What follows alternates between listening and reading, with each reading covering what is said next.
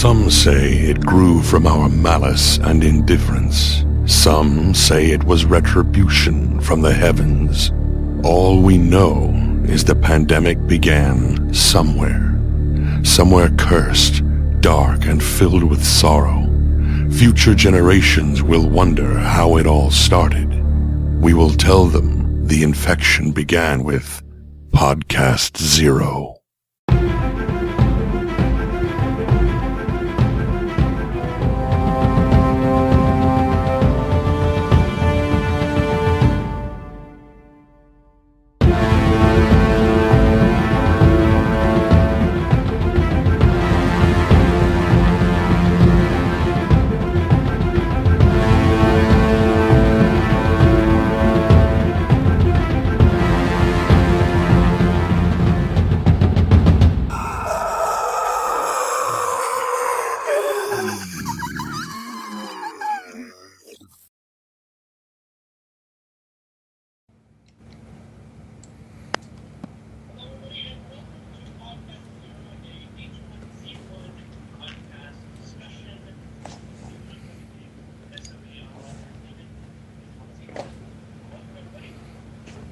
Hello.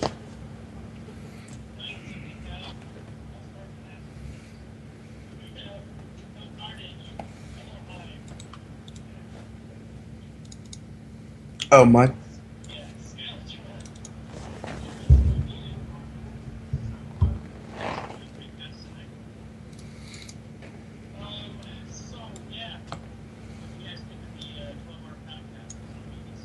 People are saying you're muted.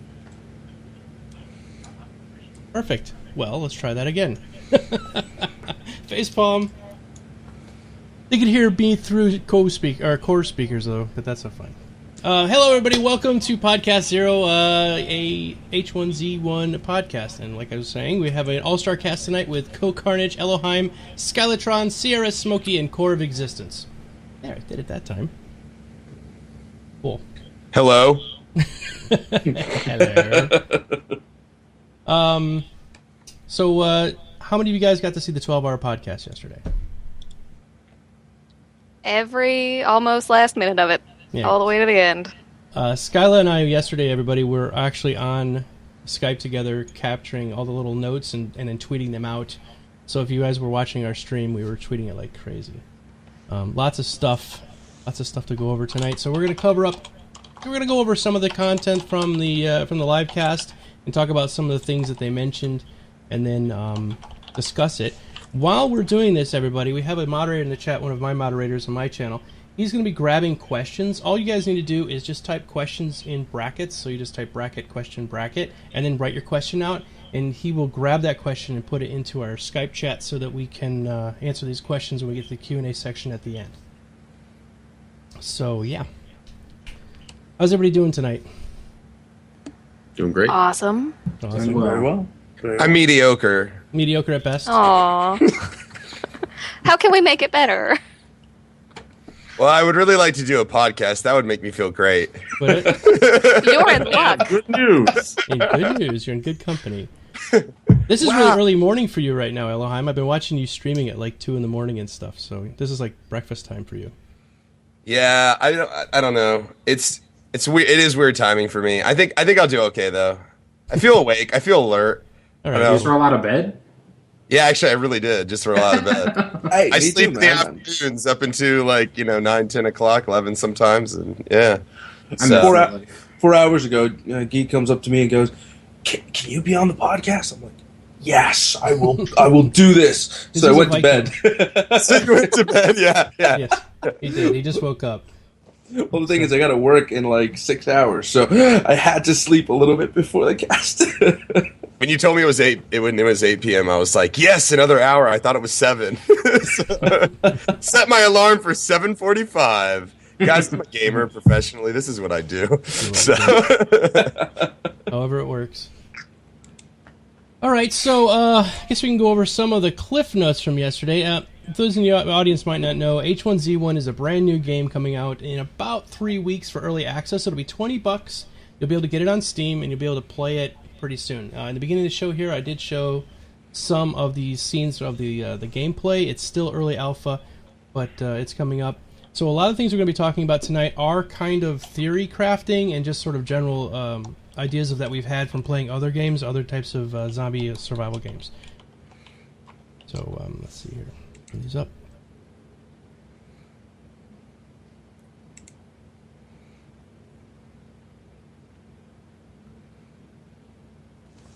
All right, so some of the things they talked about on the live stream is that there will be a confirmed food chain.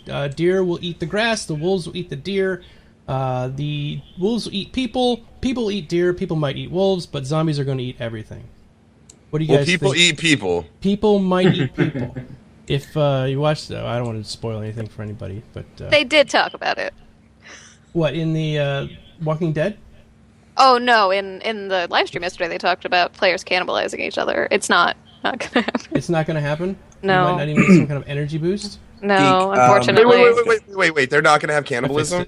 No. Oh, I want to be a cannibal. Did they give any rationale? This seems like a major feature that they're missing out on here. They just laughed it off. So sad. Yeah, sorry, Cohen. Like your fans are all upset. It's okay. It's okay. Yeah, guys, I'm not running the stream tonight. I'm just an innocent bystander. Here's a question. So I don't have a Domo fail one. What's that? Okay, so a food chain thing is a great idea, but what kind of life forms? How all encompassing is the food chain here? If they're just going to have wolves, zombies, and people and deer, then this is maybe not that much of a big deal. But now, if they're going to put all sorts of animals out in the wild, maybe this could be a little more intricate. So how far did they mention anything about how rabbits? Rabbits? Okay, so rabbits are in there. Okay, rabbits sold. That's enough. Yeah, rabbits. Rabbits. There you go. And rats.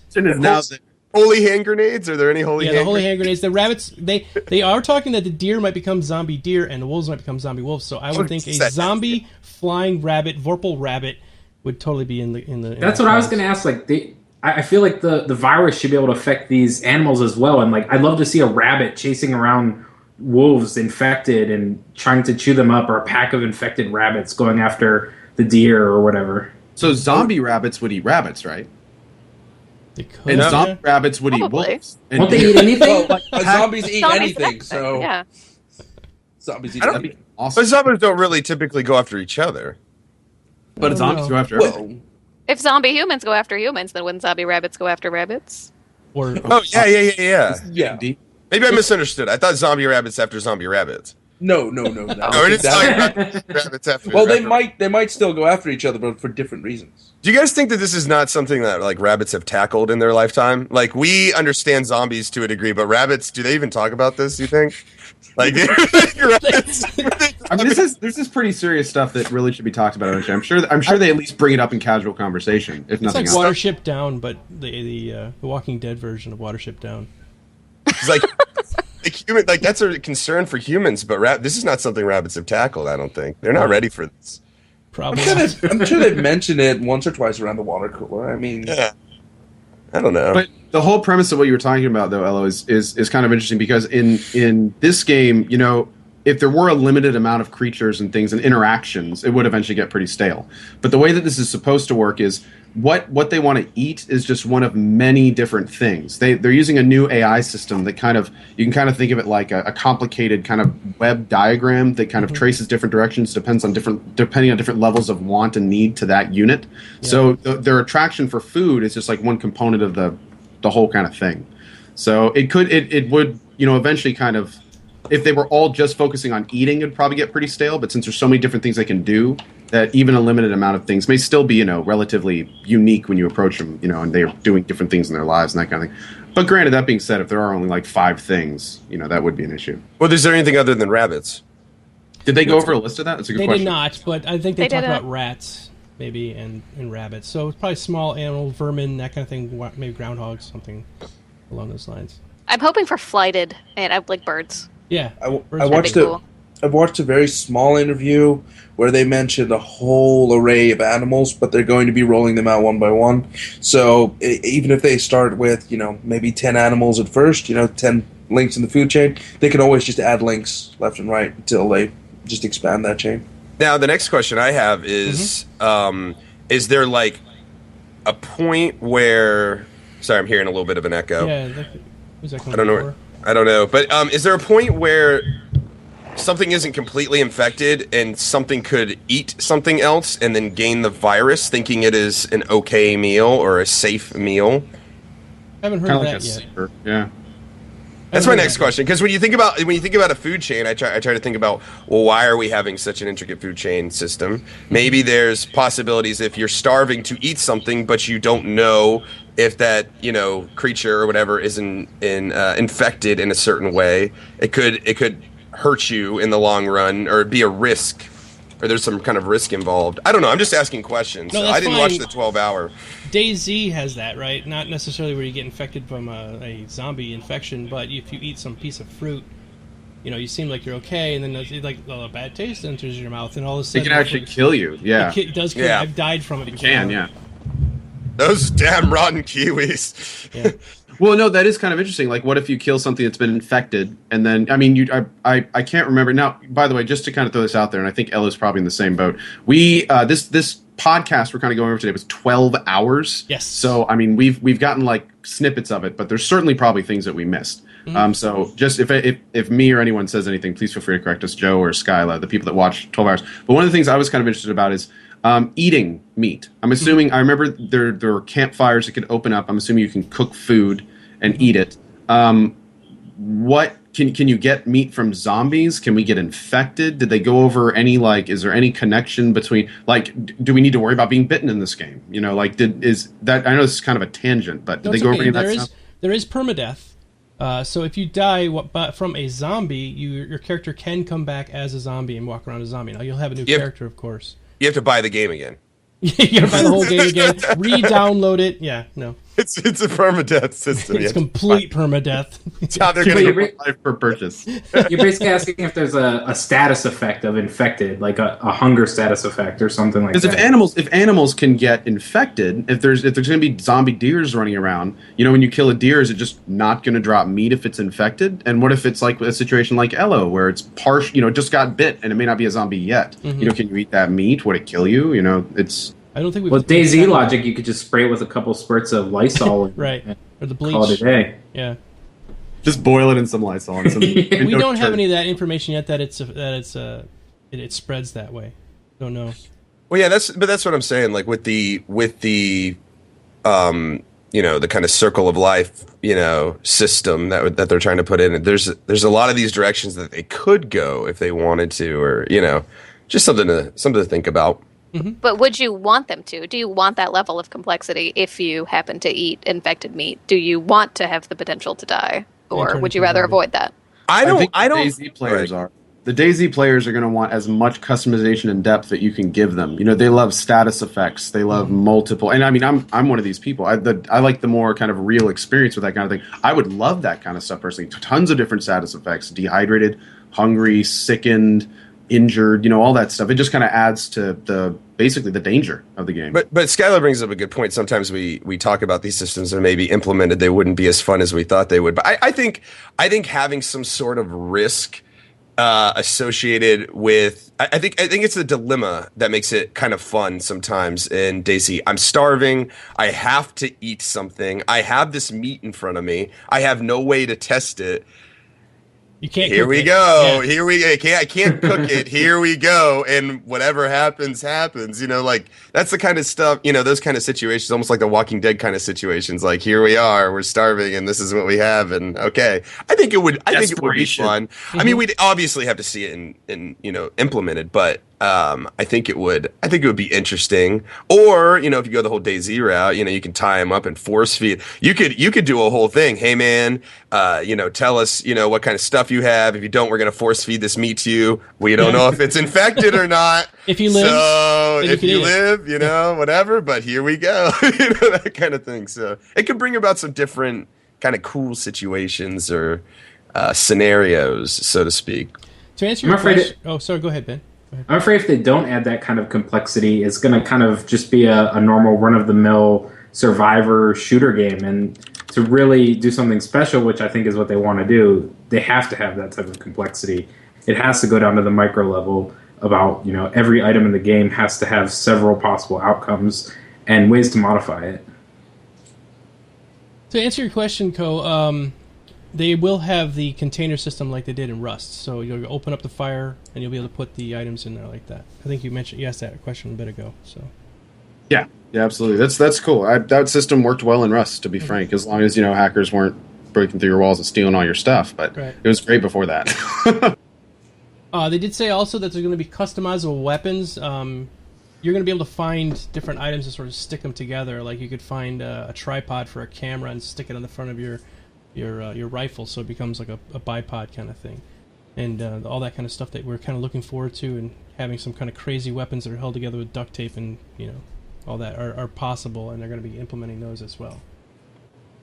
Oh, now I want to put diseased rats, or not diseased rats, or diseased rabbits on like a stick and like hit somebody and infect people. Like, that's what I want to do now. Like duct tape one of these rabbits like to the top of a stick, run around, yeah, and just run around and smack people and be like infected, and just run off and let them live their lives. See if they can find some kind of cure. Dude, with bunny head mallets, just like yeah, man, that'd be hilarious. Oh, you're not like having to get past the barricade. You're just sticking your rabbit, trying to hit whoever you can. Look up Jeremy, you're throwing at him, just like throwing these bunny shirt zombie heads. Just Wow, we won't have grenades, but we're going to start throwing animal heads at each other. Yeah, that's perfect. Exactly. Did you say bunny shurikens? It's like shurikens dipped in like zombie matter. Yeah. Rabbit zombie matter and then tossed at people.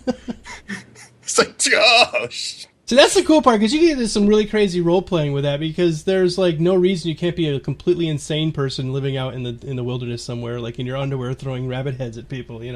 I would start a whole tribe of people that do nothing but run around beating people to a pulp with a rabbit duct taped to the end of a pole. That's what in my underwear. That's what it would be.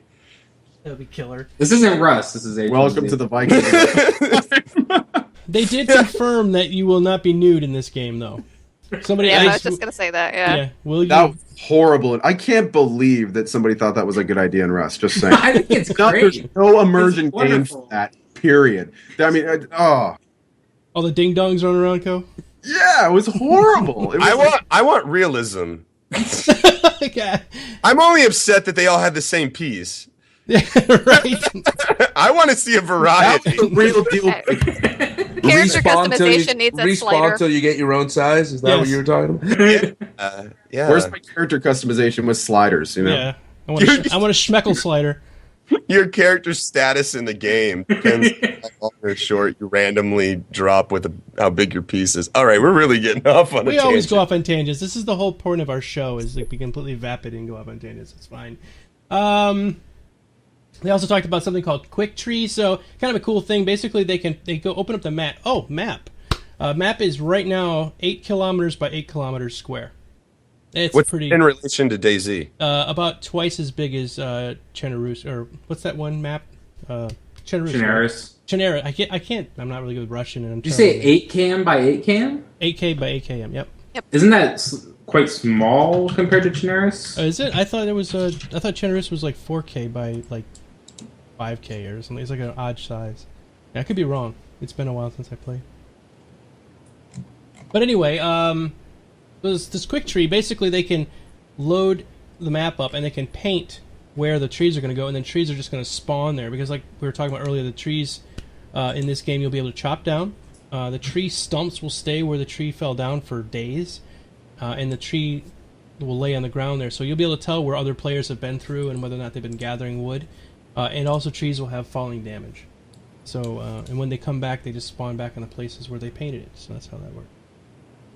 That falling damage thing seems kind of interesting. I can't imagine any situation where they would be like, okay, we're thinking of ways a player can have a good time. Let's make it so trees can kill them, and that way, just in case they put a lot of work into their permadeath character, they can say they were killed by a tree. By a tree. Hey, it's a survival, It just seems You're out kind in the of woods taking a tree down with a machete. seems a little trolly.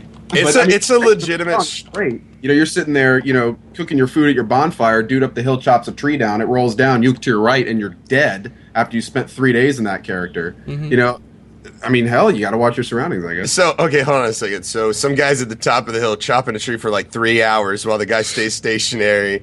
It's like a camp. Okay, I can see like a camp. What if you went into like a forest and like chopped all the trees like just one chop away, and then like lured people into your like danger forest, and then like you just ran through just giving that one last chop, and like the trees are just falling as you go. Like what's the point of it? Like what I mean, are they talking about traps or like something like that, or is it just? I think it's just something. It's just that it could kill you. It could kill you. It's one other thing that could kill you in the game. Okay. I totally understand the point of there being the trees making noises and like attracting zombies and shit. Like that's cool, but I don't know about the falling thing, yeah. I will say that does open if up... a tree falls on you... Sorry, if a tree falls on you, I assume you're dead. So, I mean, that they added to the game, it's a fun detail, but does really add that much more value. I mean, it'll be funny if you chop a tree. All your friends are like, come on, chop this tree. Tree falls down. Kill 2 of your friends, and you stand there going, shit. I mean, it would be a funny moment, but that's about it. It depends. Go ahead, Ella. I was just gonna say, it just depends, like, on how, like, there's so many different ways you can, I mean, even have something like chopping a tree down. You could have something like where you chop it and then then it's like almost like a ragdoll feature, and the tree kind of just physics its way down. It's like every tree would be really dangerous, or is it like a one animation thing where the tree's here and it always falls? No, like you can actually cut it in different angles and it'll fall in different directions. It's like wow. Okay, that's what I wanted to know. Okay, Yeah. It's kind of like Landmark with the cutting. I just see that part. But no, there's 2 ways to go. And actually, Corey, you just touched on something kind of interesting. It's funny if it's like a game, you're playing with your buds, everything's fine. Like Titanfall, oh, I got killed by a mech because he stepped on me. It's not so funny when it's permadeath. Yeah. I think it's one of those situations where, you're with your 2 buddies, a tree falls and kills one of them. The 2 buddies just look at each other and are like, fuck. Whoa. Like, it's not really fun at that point. It's just like, dude, should we take all his stuff? Like, what do we do? He's going to spawn on the other side of the map. He's like smushed underneath. This guy for 20 minutes. Yeah. Like this play experience all of a sudden just changed. We were all having a good time, us 3, and now it's just us 2. We don't even know where our buddy's going to spawn. We wanted to play the whole night with him, and he got killed by a flipping tree. But on the other hand, I will say, if they really kind of take that to the next level, like Elohim just brought up a really good point earlier. Think if rocks rolling down physics, physics rolling rocks could kill you. Well, trees can. Why couldn't rocks? Well, if rocks could do that, what's to stop you from pushing a whole bunch of boulders up to an edge and then having someone lure someone through the canyon and then you pushing all the... you could actually make your own traps where the mechanic doesn't necessarily exist. And that kind of freedom could be very interesting in a game like this. I mean, you get killed in ways you didn't even think of by opponents that are just one-upping you with logic and interesting physics puzzles. Like you cut down a bunch of trees, you push them over to a side again, and you're walking up an alley. All of a sudden, trees fall behind you, so you can't get out, and then all of a sudden, rocks start falling down the front. And it's like, well, damn. And then zombie rabbits. Zombie bunny head axes come out of exactly. Then yeah, guys, their underwear yelling at you, and you don't know what. Well, here's something about Vikings. Painted blue. Here's the thing, though, too. You could, again, back to the DayZ thing. You could tie somebody up, put them in front of a tree, and drop a tree on them if you wanted to. That could just be another fun way to just kind of dispose of somebody. I mean, what's stopping somebody from being like, all right, man, I'm going to cut this tree down. Stand over here. I'm totally not going to drop it on you. And then, like, chop, chop, chop. Oh, no, Billy, what happened to you? We need another Billy. Like, I don't know. It's such a weird little side mechanic that, like, it's so awkward that it might. But here's the thing. Like we've seen with DayZ, people get so creative with just little stupid things you give them. Like Ko was talking about, just throw it in there, and then it can totally become a whole system of people who learn how to manipulate and use these trees. There's a whole tree people out there that like understand how to use these in order to kill people. Like literally, cut it down and it rolls down a hill. Somebody's camping at the bottom. Could it destroy barricades? Could it do damage to a barricade if it falls on a barricade? That's another good point. You cut the trees around them and destroy it that way, save all your supplies. It's an awesome point. Drop a tree right in front of their car. Yeah, drop a tree or on their car. Or, there's where this can go is all sorts of different ways, and if they do put it in there and they just kind of allow the freedom of a tree falling, who knows what kind of crazy stuff might spawn off of that. I can see a YouTube video right now of like a compilation video where a guy just runs around doing stupid stuff with falling trees. Like, I mean, that person's me, by the way. that person is me. I'm going to find a way. Yes. Yeah, but no, I don't know. It's interesting. It's like a weird, like, detail. Yeah, it's just a weird detail. Like, it seems just kind of haphazardly thrown in, but it might add some crazy gameplay, or again, scenarios. I think it's the biggest thing about these DayZ games is scenarios, different scenarios. Give the players freedom, give the players the tools, and just let them run wild. I think that's what is so appealing about DayZ is there's no story. You make your story. You want to be a bandit, go be a bandit. You want to be a hobo that runs around on the streets and, yells at people or plays music and runs by. Like, they give you that kind of freedom to just go off into the world and do whatever you want to do. And if this is one of those things, I'm sure if there was tree falling in DayZ, that players would find some very unique ways to manipulate it and have fun with it. Yep. Yeah, that's the beauty of a sandbox game, is that you have that freedom to sort of develop the game as you want. I'm thinking, of course you're going to be able to dig holes and things like that. So there's going to be like a tribe of cave people that are down there butt naked, just digging holes just for the fun of digging holes. Well, they did actually mention that there's no ground deformation in this game. It's not the voxel engine. It's just a straight up PlanetSide 2. Somebody had a question a second ago. However many people can fit on a PlanetSide 2 map, that's how many people can fit in H1Z1. That's up in the hundreds, right? I thought it was higher. Core, you play a lot of PlanetSide 2? Actually, I have not played a lot of the PlanetSide 2, but if it is as large as PlanetSide 2, it's still slightly smaller than DayZ. Oh, as far as the map goes, yes, but I'm talking about the total numbers. I thought you could have up to 1,000 people or something, I thought, on a single map.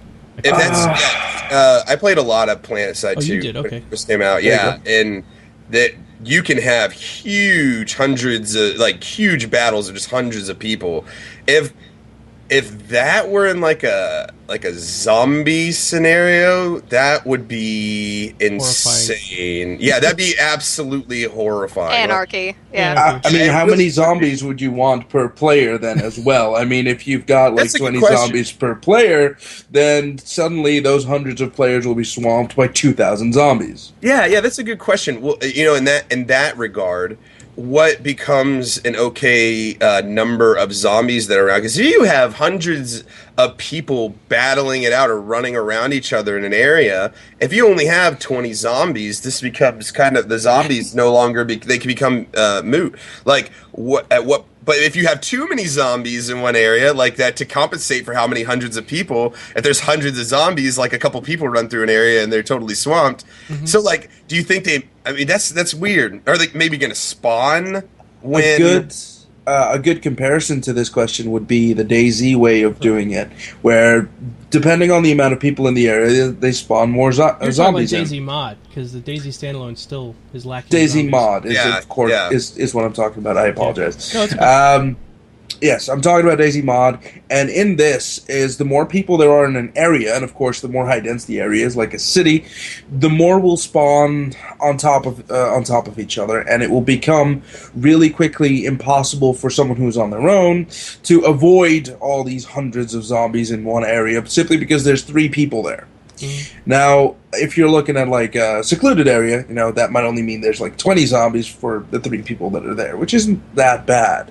However, the issue comes a little bit further down the line in the engine, where if we realize that a very unoptimized system like the Arma 2 engine can't even handle more than 1,000 zombies on the server, combined with all the loot systems and all the other things involved, how is the netcode going to run for, say, 2,000 zombies on H1Z1? If that is true. It does bring up some good points. I know they didn't talk numbers, but they did talk heat mapping last night. Yes. So about the more players are in an area, the amount of zombies that would spawn at that point. They do have a system in place for that, but they didn't talk numbers specifically. So I'd be interested to see if there's like 100 people in an area, if they're going to spawn less or more zombies, how they're going to handle that. Go ahead. Sorry. Go ahead. Well, I was just going to say, at what point do barricades not even become a thing? Like, you would throw down a barricade and 100 versus 100, 100 versus 100, human fighting, and then spawn a bunch of zombies on that. Like, are barricades even necessary at that point? Like, there's a lot of dynamics to that might be kind of crazy. You understand what I'm saying? Like, Yeah. Oh, I put down my fence and I add a socket to it, and I'm totally barricaded here. Oh, just a swarm of 100 humans come over it. Okay, well, that lasted all of 2 seconds. And so. now I'm dead. Yeah. That was one of the bad parts about the DayZ mod, was that you could tell if there were even players in a town because you just look there. Any zombies? No. Okay, so no one's actually there to kill. There's probably no loot. It's already been looted, etc. So I feel like they do need to really investigate how they do their spawning. They can't have it spawn like right on top of you, because when zombies spawn, right behind you or whatever, it really loses that immersive gameplay real quickly. So I think that's a really important thing that they need to look at.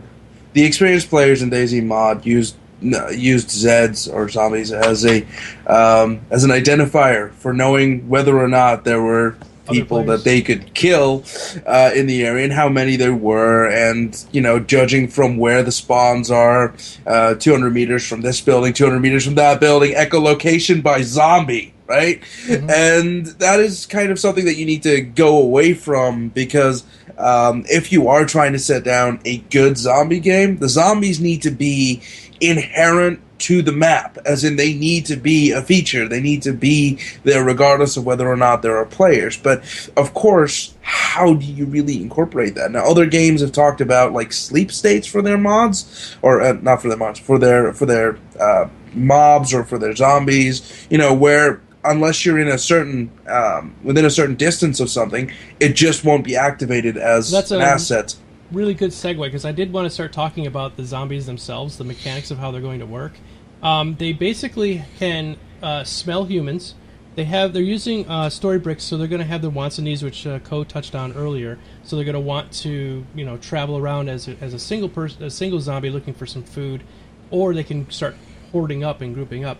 But they can sense sound, and they have a memory. So say you're Ko, or you're running along, all of a sudden you got like 2 zombies on your butt. You run around the corner of a building. They know you went around the corner of the building, so they'll follow you that direction. If you can hide after that point and they can't see you, then go into sort of a sensing mode where they can they're listening for sounds or they are smelling you. And if they can smell you or hear you, then they'll keep coming after you. So you got to hide and be like a rabbit and don't move. So that's one of the things they built in. These zombies are really kind of intense the way they can maneuver around. Yeah, it sounds like almost the level of like Thief, type of AI in regards to sneaking. But how that actually is going to work out, it will be a little bit of a question mark, because just out of curiosity.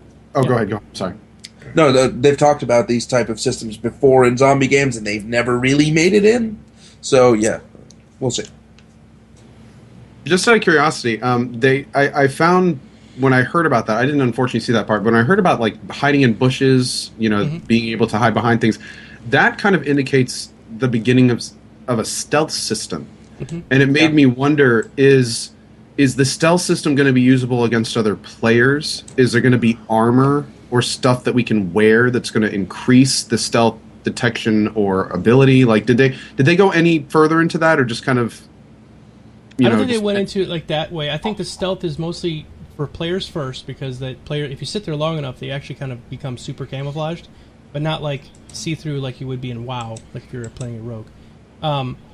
But for the zombies, they can always smell you, or they would probably work for the zombies a little bit. But I think overall, it's mainly for players, just so you can hide there for a second. If players running by with a gun and you only have an axe, well, you could axe them in the head.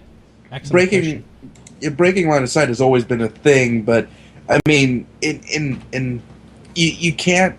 It's difficult, because when another player has something working against them so that they can't see you because of a system that's in place, and now you're basically a bush. I mean, are we talking? Are you wearing that bush? Are you a ghillie suit, or do you just turn magically into a bush because you broke line of sight with that player? I mean, sorry. From now on, can we say small tree? Can we just agree on that as a podcast?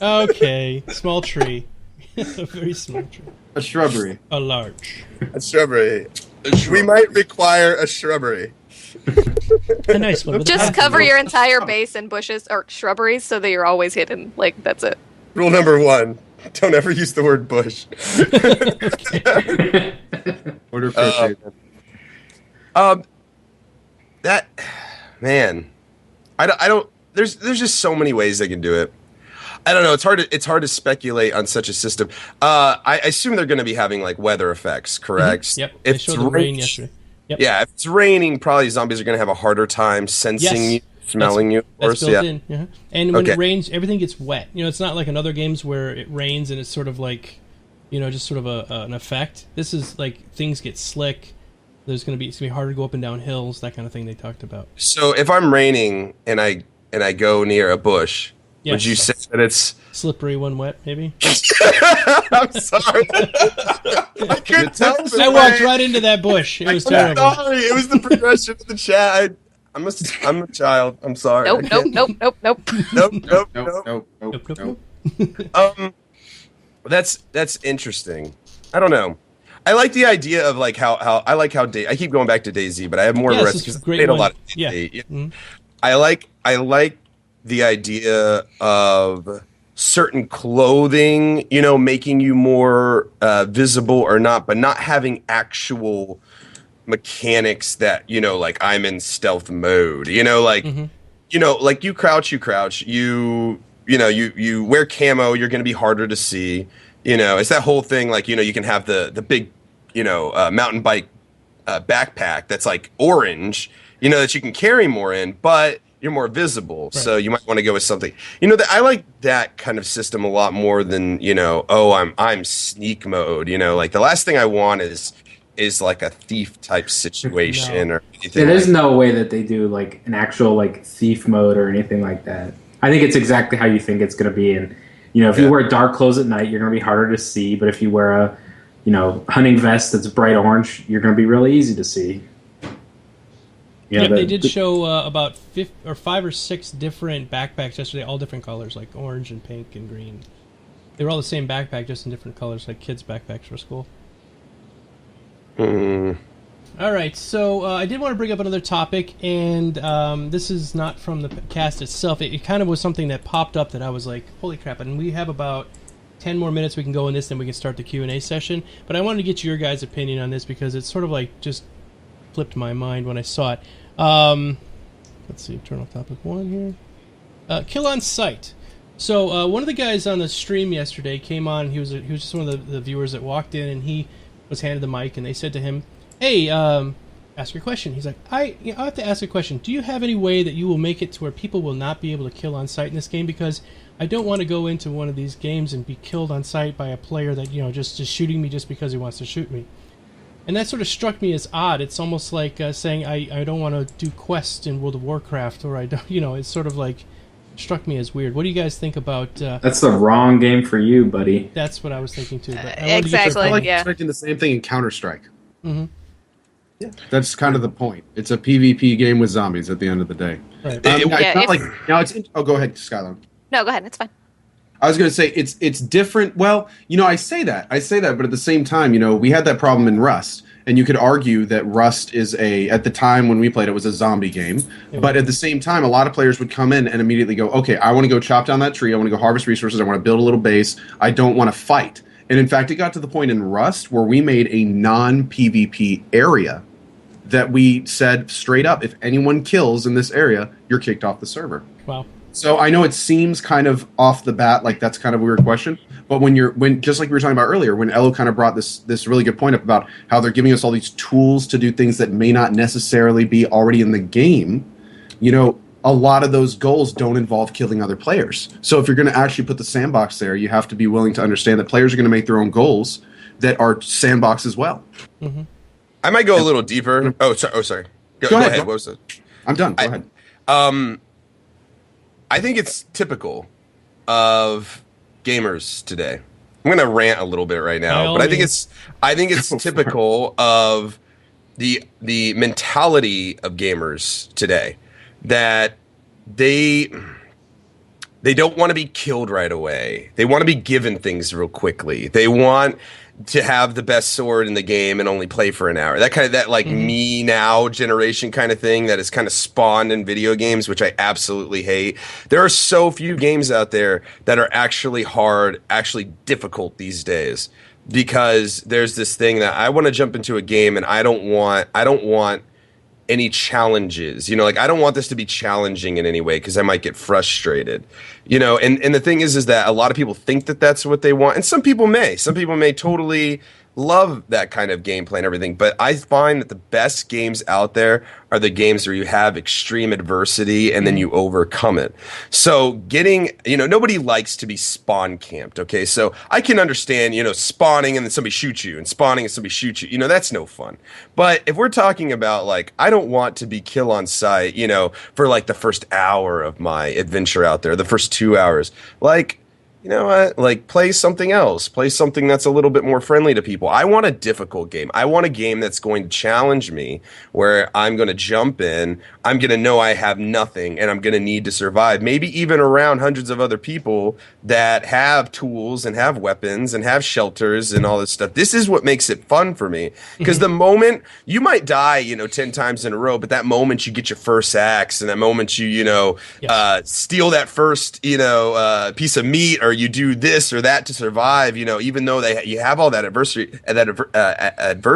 then it suddenly becomes meaningful. Like your accomplishments become meaningful. Do you this play is a lot of Demon Souls?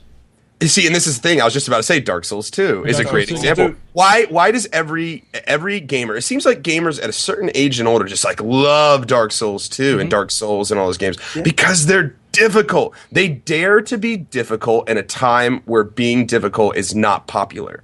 That's as far great, as gaming because is concerned, they did say that they wanted to make this game harder than Demon Souls 2. There you go. Because what you got zombies that can kill you in 2 to 3 hits. You got players that are honestly going to be out there trying to take you down, and you have the environment itself trying to kill you. So you've got 3 things at all times trying to take you out, and you know that it might be moments of pause where you're just running through a forest, it's pretty and everything, and then you get shot, dead. And that's the kind of thing that I love about these games. I love that about DayZ. I would kill on sight, and people would kill me on sight, and it just happens. It's just like, oh fuck, I got to go back and do this over again. So I don't think. I also. Go ahead, Ben, if I may follow up real quick, and I agree. I agree completely with everything that you've said, and I think that DayZ has been revolutionary, and then it came by and kind of proved that there is an audience for that type of game, and I think H1Z1 is trying to follow in those footsteps. And if they're going to start catering to casuals, they need to kind of make that clear now, or if they're going to cater to the people that are coming from DayZ who want the true survival experience. I mean, whichever way they're going to go, I think they kind of. Let's just call them gamers, okay? Well, and I think it's important for players to understand what they find fun and not try to take their mentality into other games and genres. I don't walk into a racing game, and say, I hope it does this, I hope it does that, because I don't know a thing about racing games. I don't like racing games. Mm-hmm. I wouldn't want a company to cater to me in racing games when it works for so many other millions of people, to have fun with it. I think if you're going to walk into a game like this and be like, I don't want to be killed on sight, then I think the answer is maybe you shouldn't play this game. Maybe you should find something else. Yeah, no, I mean, it doesn't even have to be that crazy. Like, oh, we're so hardcore, it's hardcore gamers, like with our cigars and crap. But like, you know what I mean? Like know what game you're gonna have fun playing. Don't walk into it. I don't walk into Walmart and demand a Agua. Yeah, I don't know. Well, hold on. Something that's not at Walmart. Right. Tell me this now. Before I say this, because I this goes perfectly into something I was thinking about. Did they mention anything about server configuration or being able for players to select types of servers? No. Okay. Well, now they did, but you cannot. They're all Sony servers. You can't. They're not going to allow you to have private servers. Okay. I don't know if you guys remember this. I may have said this last podcast. A while back, I followed John Smedley on Twitter. Mm-hmm. And a while back, John Smedley put up 5 back-to-back full 140-character tweets about how H1Z1 was going to be the first Sony game that really relied on this kind of segmented server architecture, where they were going to do a lot of different things inside of that spectrum. I think that what Elo is talking about is a completely valid and perfect way to play the game. and probably is how most players are going to. Mhm. But I do think that when you're putting as much variance and variation, especially in a game where you can construct things, where creativity is a factor, where you can, potentially like one of the things I was thinking about this game that was completely devoid in Rust, let's say every completed room, three walls, a door, and a roof, had a 5% chance every 20 minutes to spawn a small zombie raid. And the more rooms that were put together, more NPCs would come in that raid. So it's like if you had a base, you had to continually defend it and, keep it from these zombies who would eventually break through and break it down if you didn't have to. What if there, were different types of gameplay that could be done in the same world with the same rules that didn't involve shooting everyone you see on sight, which is basically in DayZ or Rust what you would need to do to survive, which kind of goes to what we talked about last week about how you couldn't tell your targets. You can't tell who you're shooting at. So a lot of times, if you're not 100% sure, you just got to kill them. And it's the same thing with DayZ. If you're a serious DayZ player, you have no idea who's coming up, you're probably going to kill them. If you're serious about surviving, you got a lot of gear. But to have different... when you're talking about a game, you can build giant skyscrapers and you can defend against these zombies and put up barricades and all this stuff.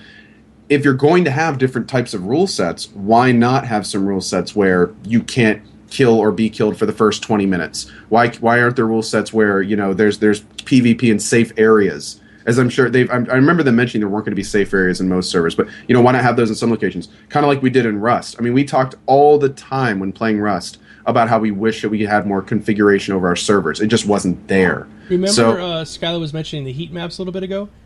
They are going to be able to tell exactly where the most highly population of players and zombies are, and they're going to drop you as far away from there as they can.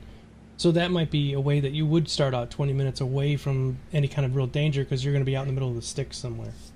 That's a good point. Yeah, but as far as like the configuration and stuff, they have made it clear that this is how they want it to be played. They want it to be a survival game. I mean, why should, if this is the direction that they want to take the game, why should people be able to say, you can't do this because I want to play it this way? I mean, it's an open sandbox. Anyone should be able to do anything that they want. And if that's kill on sight, that's kill on sight. And I mean, that's just the way it should be. But if they came out with a different server types, okay, let's say a friendly server type, and those server types existed, but so did yours, do you think it would affect your gameplay at all for those to exist in their own realm? Because you would never jump on them, you would never play them. Your gaming experience would be would be it would be exactly what you want, and the people joining your server would be exactly the kind of people that you would want to play with.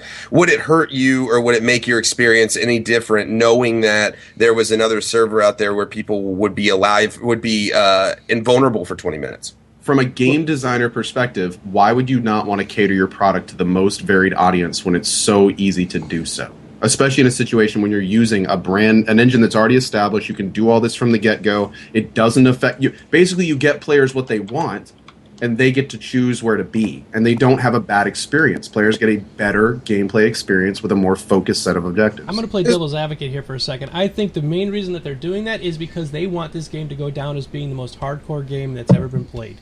I think they want to beat the Demon Souls or Dark Souls or whatever. I said it wrong earlier, but they want to do that and break that up. I think they want to be like, we're the best, we're the most powerful. Yeah, go ahead. They want to be the most hardcore game out there with a permadeath system. I'm thinking that's what they're shooting. Sounds wonderful. Ben's like, oh yeah. Since they are going to have. Go ahead, Skylar. Since they are going to have voting. For server rules and that sort of thing, for implementing new servers, I guess if enough people want that, then that's true too. Right?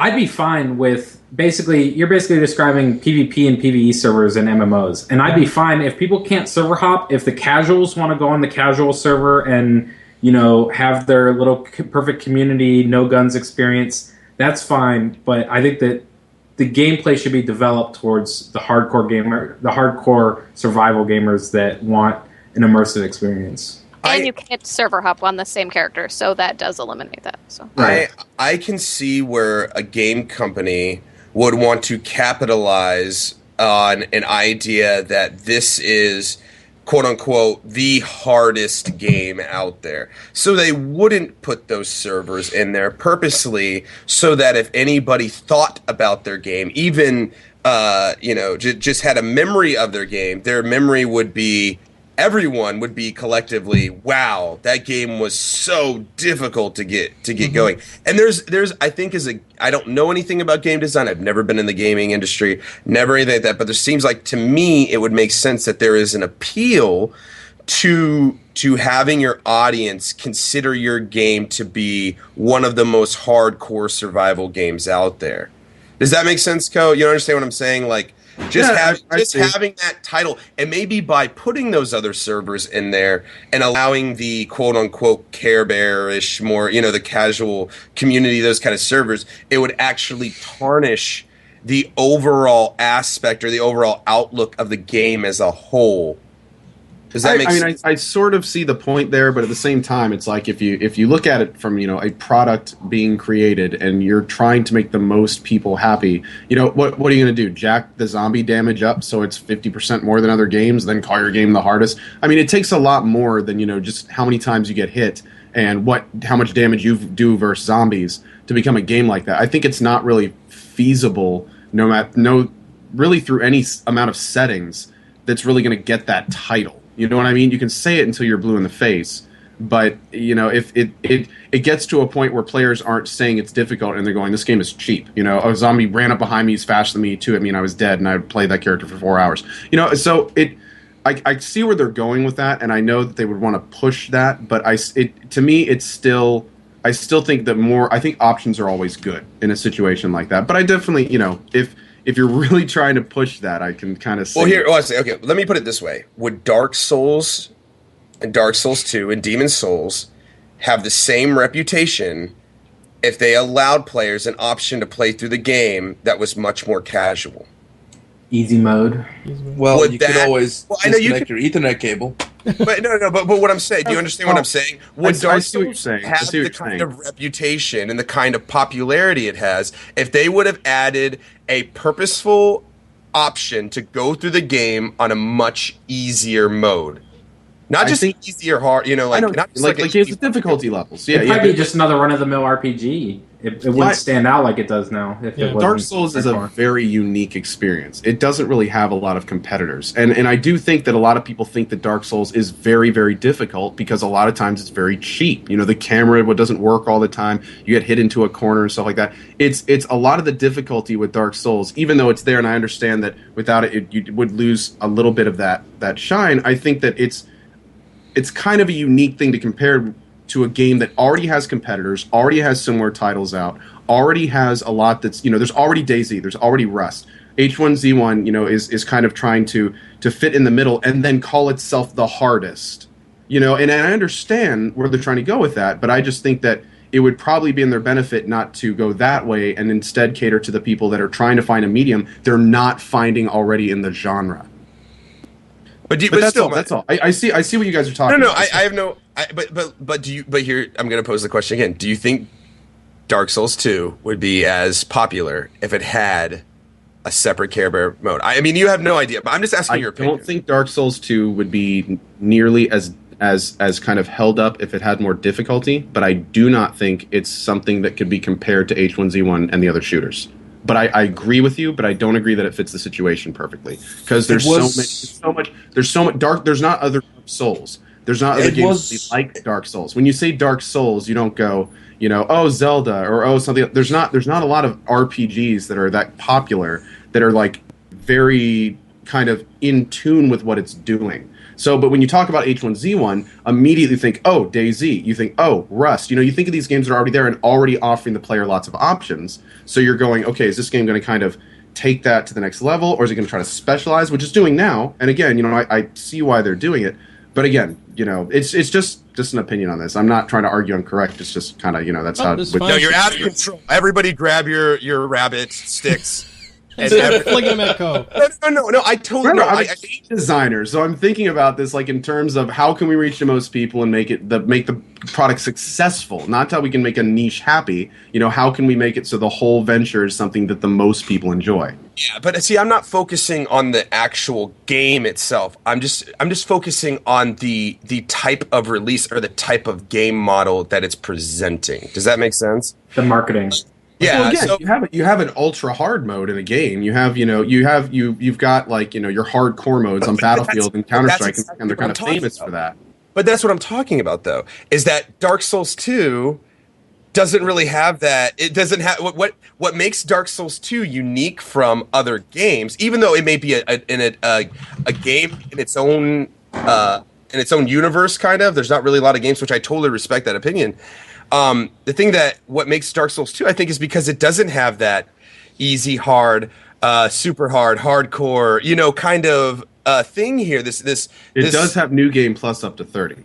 Oh yeah, of course it has that, but everything starts. Everything You still have to work through that, and the very first playthrough is always going to be extremely difficult, especially for new players to that type of game. And it was the imperfections that made Dark Souls, and it was the way that Dark Souls was presented to the public was, here you have it, warts and all, enjoy it or not. And that was kind of the way that they threw it out there. Yeah. Real quick about Dark Souls. Yeah. To kind of support what you're saying, Elo, I'm on the press list, and I got an email from Dark Souls. And the first line, and this is their marketing. This is from their PR people. Hi, Ben. Are you ready for more grueling punishments? That's the first line of the entire email. That's what defines that game from top to bottom. And if you don't have that component, it's nothing like it is today. All right, but, we should probably stop talking about the game that is famous for being difficult. I mean, that's okay. I think it's time for our break. We're going to take a 5-minute break, and then we will come back and pick up with our Q&A session. So we'll see you guys back in about 5 minutes, and we'll be right back, everybody. I'm going to go ahead and start the video.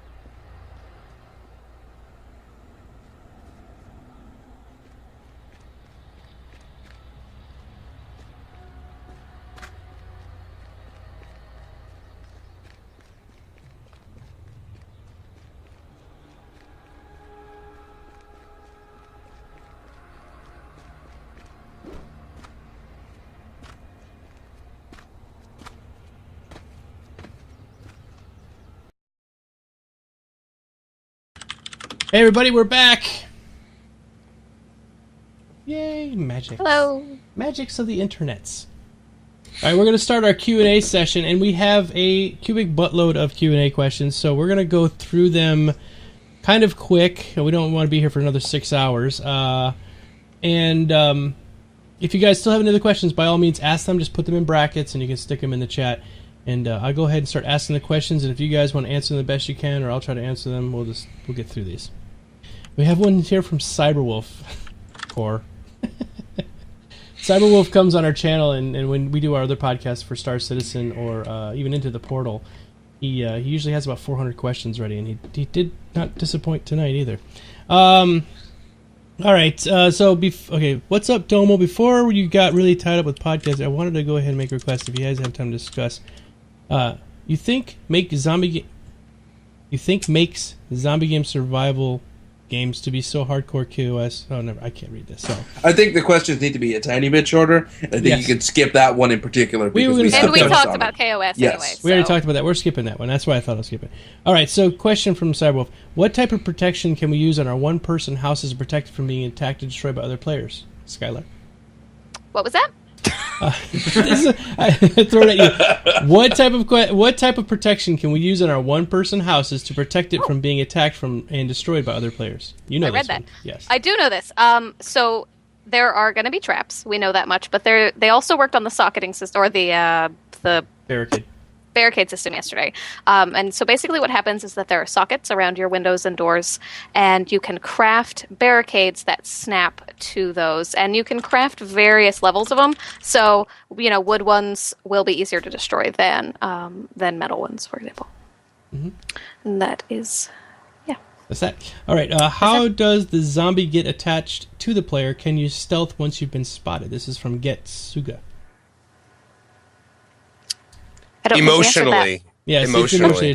He gets emotionally attached to the character. They develop a romance together.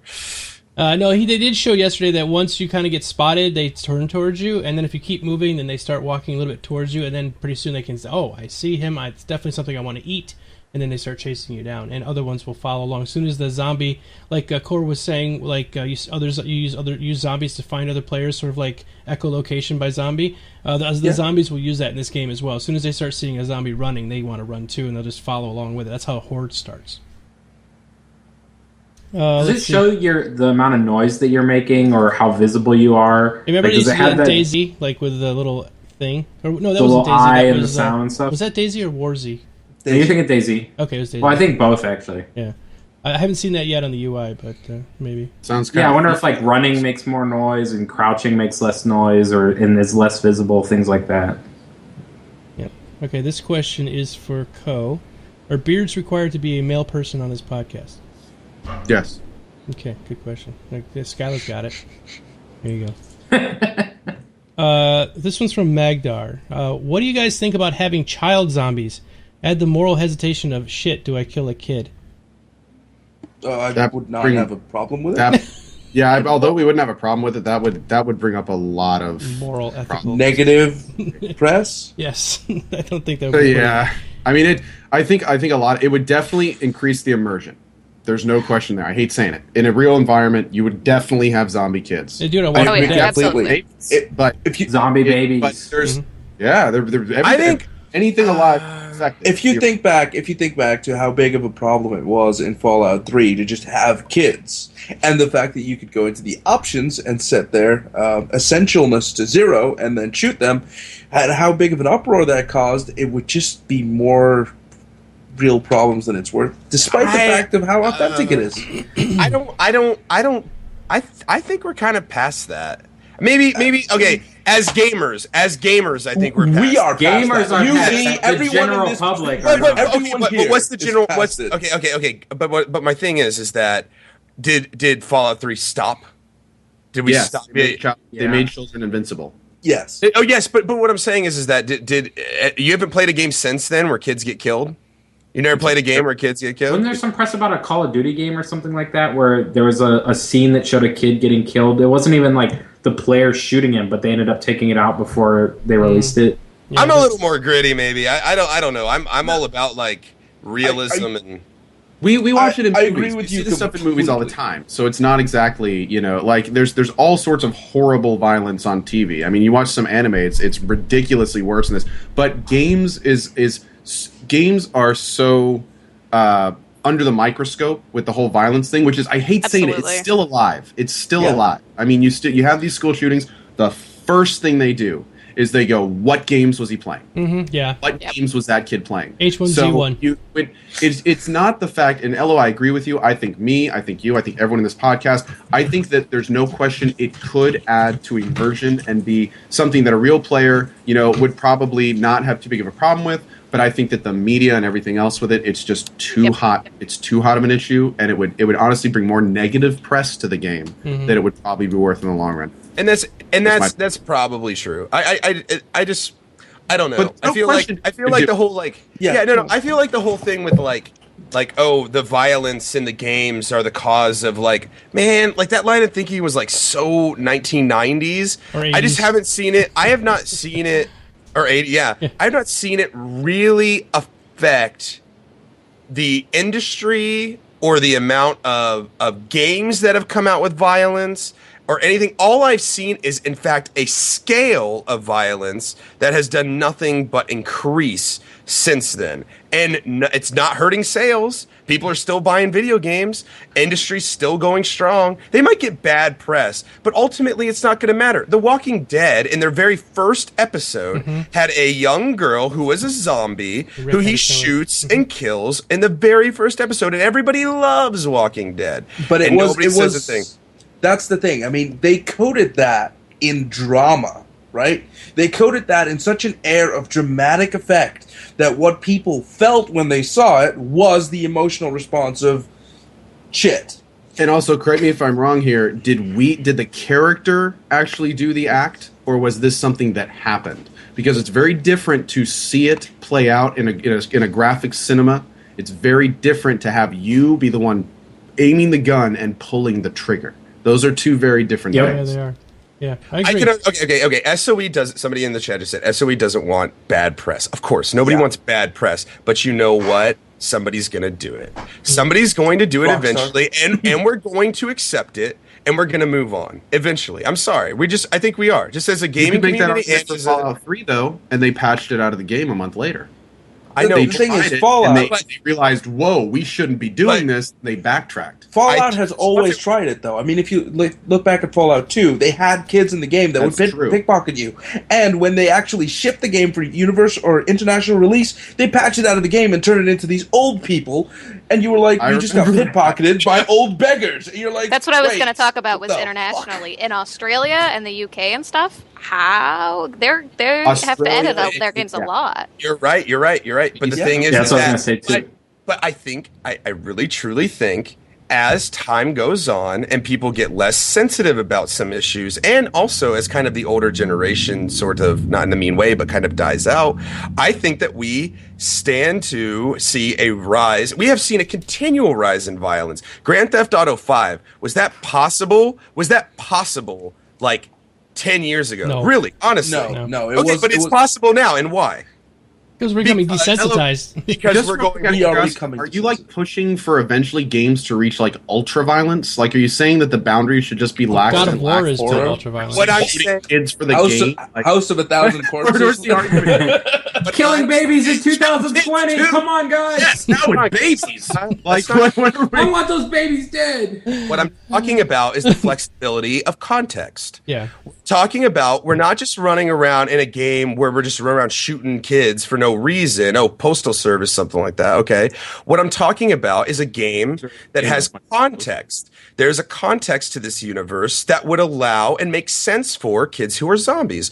And that my point is that as games progress, we're going to get to a point that we're going to mature both as people and as gamers, where we can accept that in this universe, there may be a zombie kid and we may be able to kill it. And that's not necessarily a bad thing because it's part of the immersion and it makes sense. We're not here to... So your argument is eventually we're going to get to a point where we can just design the game exactly how it would be in real life, and we wouldn't have to worry about all that BS kind of clouding it up with stuff that we don't have to worry about, which I kind of agree with. Sure. I see where you're coming from with that. It would be nice for them to not have to worry about that kind of stuff and just be able to develop the game they want to develop as real as they possibly could.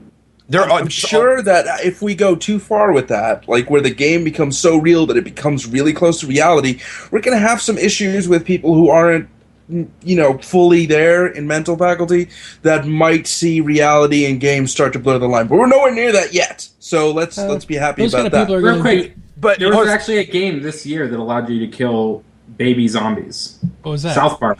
Oh, and they did it by making them that's right. zombies. Look at Just make them Nazis and it solves all the It's problems. a damn good thank you so much, man. I was sitting here thinking of the game. I'm like, there was a game that came out just recently that was really we played it. I do want to say though that South Park intentionally that's not the only thing in that game that should never other games couldn't do. But crawling through the anal cavity, that whole game was like surprisingly horrific every other scene. Trying to do that. Context. We as a race, as a people who enjoy entertainment, South Park can get away with stuff like that. They always push the envelope. Another game that would have ever done that did the things that they did. The things I did in that game, I can't believe I did. And the thing is that South Park can get away with that because and this is what I'm talking about, pushing the envelope. South Park is almost allowed to push the envelope. They're allowed. And so they take it, and people are not happy about it. There are people who aren't happy. There's always going to be people who aren't happy about it. But the thing is that I can look over the last 20 years of gaming, and I can say there has been one thing that has been concrete about gaming, and is that progressively over the years, things have gotten more realistic. They've gotten more violent. They've gotten more immersive. They've gotten more contextually, even sometimes not, just ultra violence is a thing that we're kind of stepping towards, and it doesn't. I don't think that it would matter how much bad press that comes with it, because you know what, South Park is looking for Game of the Year right now. They're making a sequel, is a huge hit, and on top of that, like there's just no way. There's just too much money in the game industry right now for people to really turn against it in such a way. Like, it's crazy. And LPC Elmo has a good point. I don't think zombie kids in a zombie universe is really that far-fetched. I don't think that's really the farthest we've gone. When I used Mr. Slave and went up his ass. Yes. So real quick. Okay. I was just say he's got a good point. And I think this kind of helps your argument a little bit, Co. South Park aims to offend. H1Z1 does not want to offend its audience. That's exactly what I was going to say. Just like earlier, we were talking about how it would be kind of folly for the game to include easier modes if it wants that title of being hardcore for the hardcore. It's not going for the let's offend everyone we can as much as we can. Like, that's bringing in an entire different level to their advertising. But I will say, at this point, I think the argument is kind of moot. I totally agree with Ella where he's coming from. Like, I see what he's saying about, and I agree that honestly, in any situation, as a designer, you want to make the immersion as real as possible. Mm-hmm. There's never a situation when you want to say, I don't want to make this experience the absolute best I can for the gamer. And in a situation we were talking about, an outbreak in a real world situation in a real world town, it's odd that it's only adults that are infected. It's odd. You're sitting there going, this is not how it would be. Right. This isn't how it would be. Done. End of story. So there's no question that given the context, in a world where none of that would matter, as long as you were responsible with it, which is important. I mean, you have to keep, like the aim proper and that kind of thing. That would increase the immersion of the game. You can't. There's no argument besides that. And I see where he's coming from with that. But at the same time, in today's world with the current rules, I think it would be silly. I agree completely. We as gamers, we prefer the immersion over the event. The negative fallout of the press. Unfortunately, companies still have to deal with that. So and that's the issue. Well, you guys. How did they handle killing the little sisters? Didn't you have to kill them when you're killing the big daddy? You had to kill the little girl too. You did. You had the option. I don't remember anything. To kill all of them. Mm-hmm. Yep. I don't remember any super negative thing about it. I mean, if they portray them as evil enough, it doesn't necessarily have to be a Nazi, but just evil enough. I think that people are kind of okay with that. And I think, and in the game, they weren't even bad. They were actually neutral. You got to save them or kill them. So in essence, they were just small children. That's actually a really good point, Ben. I didn't actually think about that. But I don't think people thought of them as small children anymore. There was a point where, I mean, considering how long they've been alive, they're not really small children anymore due to the But you could So you make the same them argument and with became- zombies? Yes. But why didn't the media? Does the media really know? Why does the media cut a line at this little zombie girl with a big daddy? And to me, if I was looking from the outside, I'd say that's a zombie kid. Like, that's a zombie kid. That's what I would say. You can kill the zombie kid in this game. Yeah, but the media Wait, this doesn't game do- is 20 years after the infection, right? Mm-hmm. So there's a chance that child was infected Has grown 20 up. years ago, and it's just a 20-year-old zombie in a Do zombies body. age? Do zombies zombies age? I think a 20-year-old zombie would look pretty they much like muscles on bone with maggots coming out of every pore. But this game takes place 20 years after the infection began, so with that Well, said, I there's think- a chance that these zombies are from the beginning, some of them at least.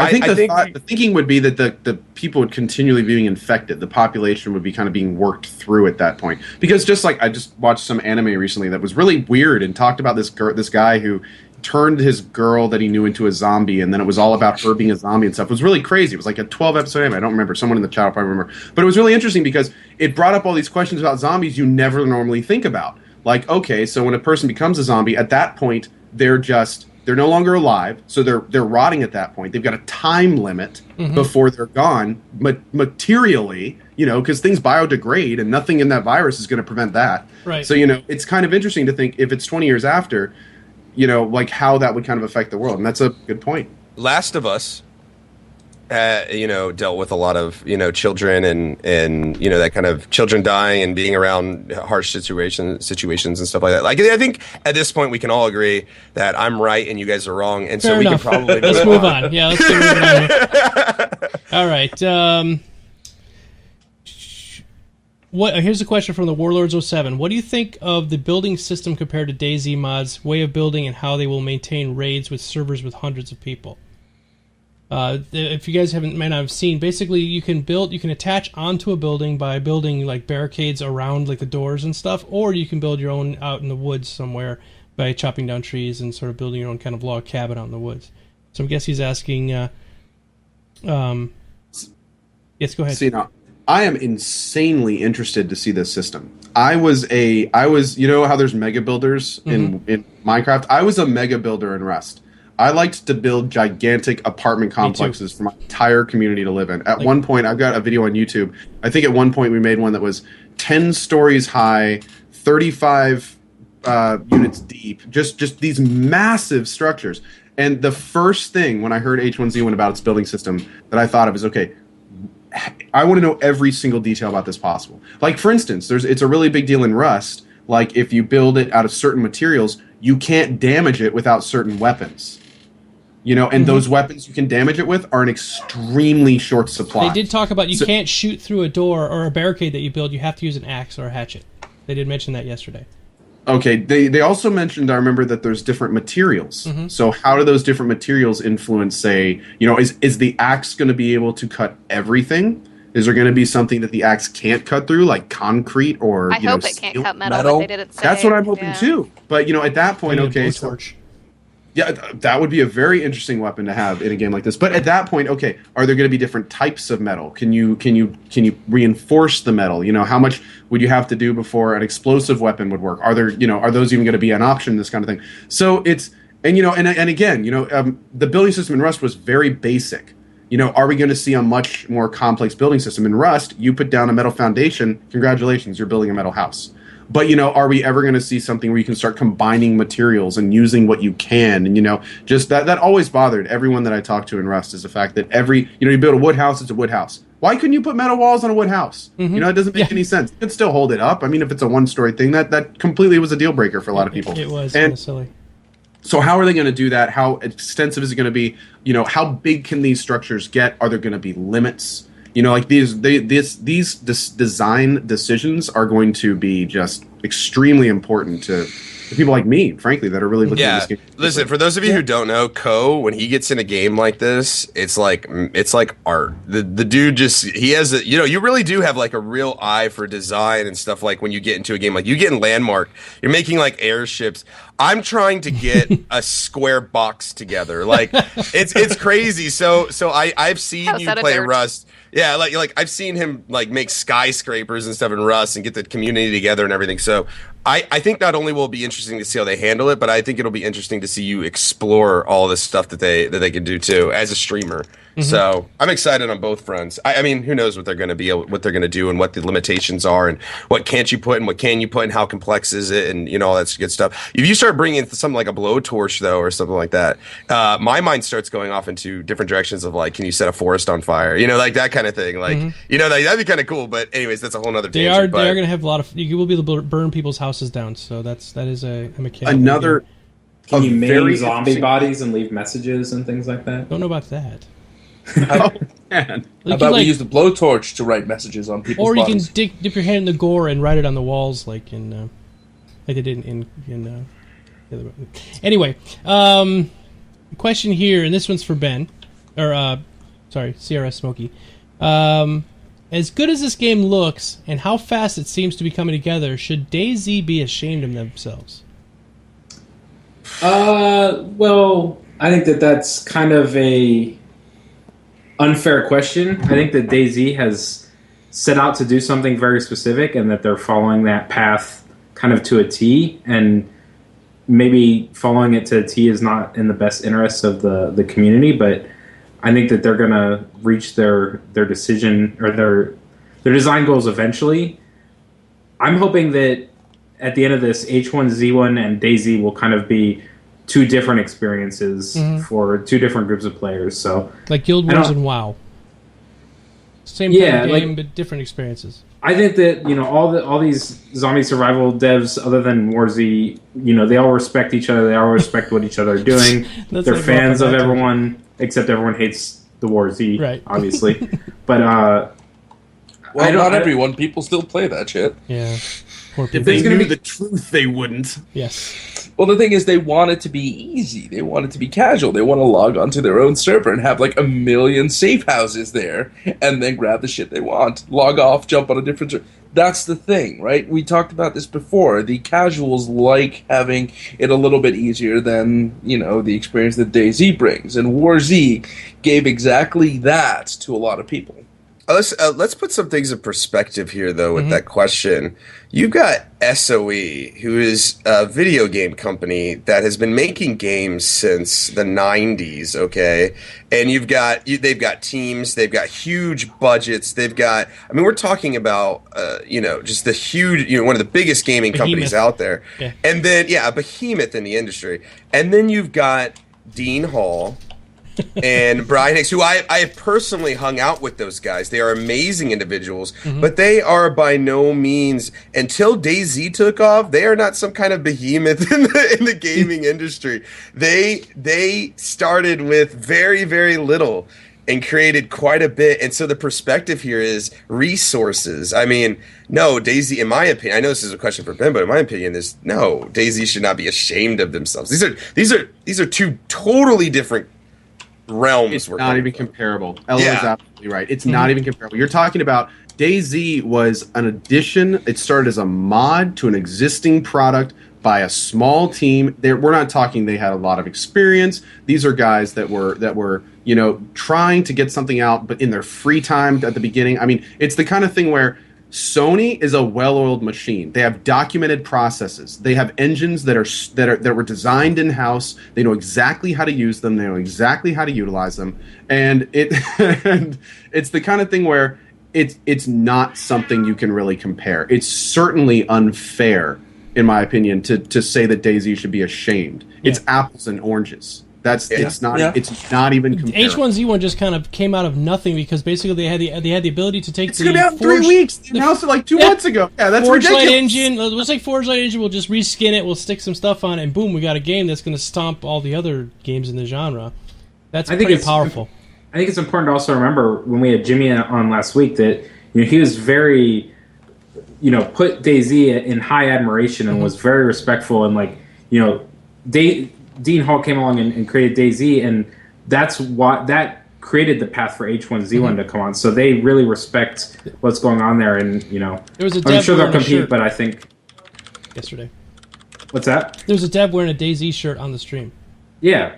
That's awesome. Yeah. There's a lot of these games, specifically to the survival genre, that just would not have ever seen the light of day if it wasn't for the DayZ mod.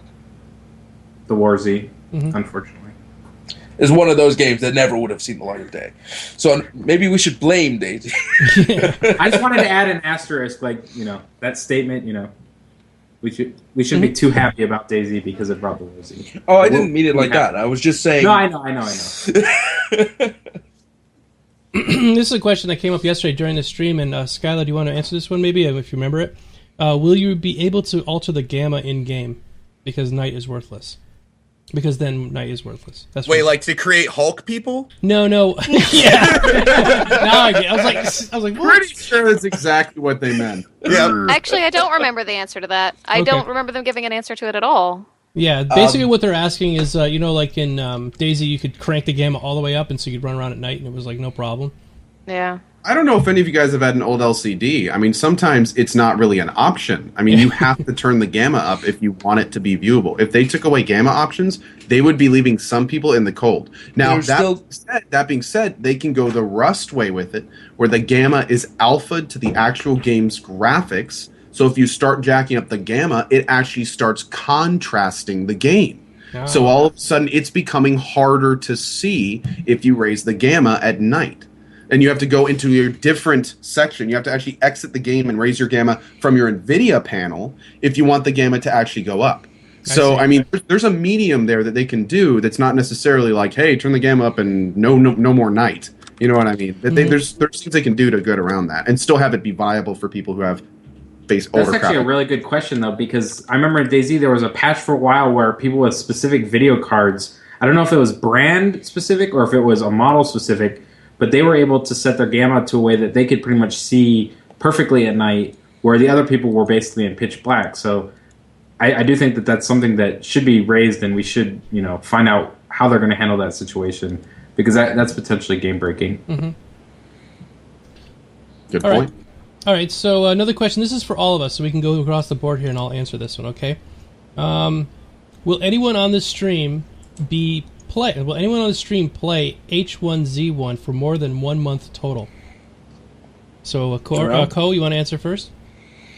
It completely depends on the game. Mm-hmm. It 100% depends on the game. If it's the kind of thing where, we don't find any... For instance, the thing that really stopped us in Rust was the fact that we couldn't identify people.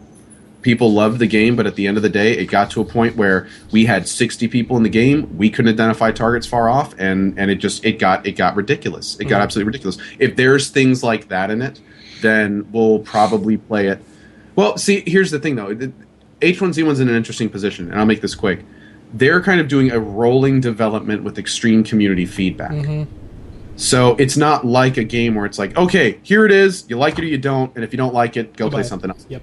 There's gonna be it's kind of like Landmark is right now. There's constant patches, constant update. Landmark right now is nothing like Landmark is going to be in 6 months. Right. They're going to go from mining everything on the surface, no real digging potential, to having an entire vertical digging system with underground biomes and all this other crazy stuff. It's going to completely change the game. So when H1Z1 comes out in 3 weeks, am I going to play that for a month? Maybe. Am I going to return to it in a month when they add some awesome new system?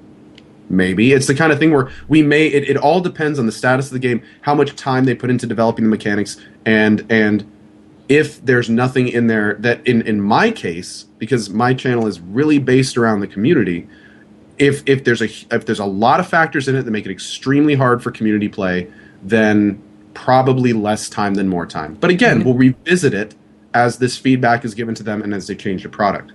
And if I can follow up on that, there's more to it than just that. Even on the surface, there's that.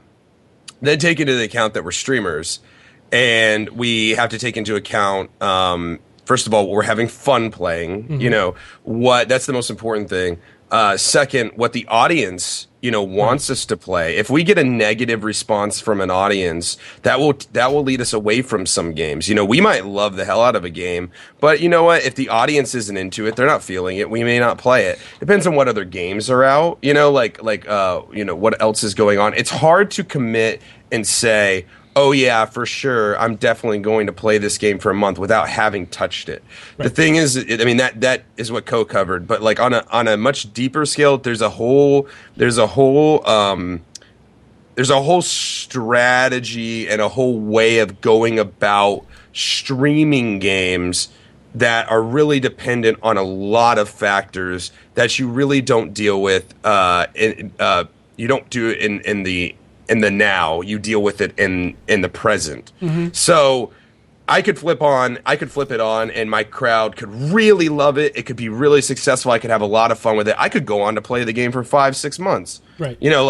But I could flip it on, hate it, or love it and my crowd hate it. Or I hate it and my crowd loves it. Or, another game comes out that I like more. Mm-hmm. There's so many different dimensions when it comes to streaming a game that it really makes it hard for us to go, oh, absolutely, I'm going to play this for a month. Any game, not just this game, any game at all. Mm-hmm. So it's a very difficult question. I know that it's frustrating for people when they see streamers get into a game, they invest in a game, and they jump into it. And ESO, we were very good with we wanted to play ESO. We jumped into ESO. People bought ESO to play with us, and then a week or two later, we're out of ESO. I did not like ESO as a whole. I loved the PvP, but I didn't like the game. I couldn't keep playing. I said, "I'm sorry, guys. I'm not having fun. Sorry."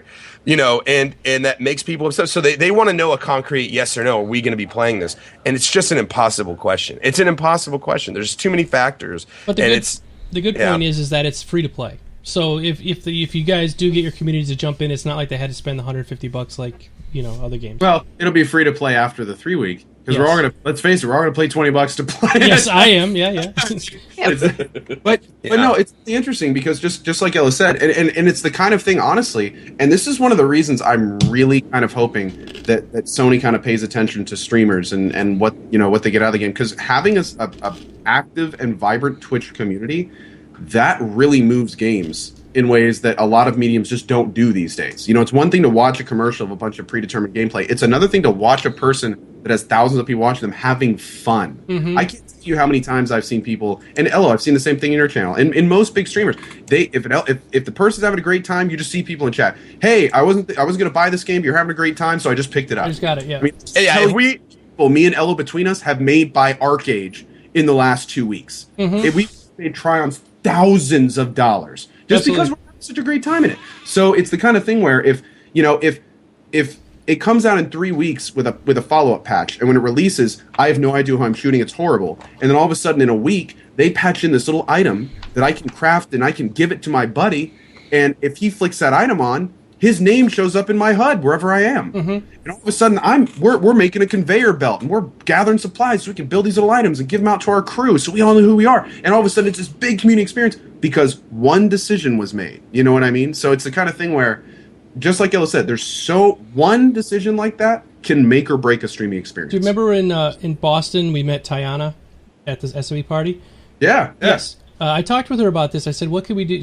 We want to do something with the streamer. And she said, well, why don't you guys all come up with an item that we can give out to the streamers as a giveaway item just for streamers to use in H1Z1.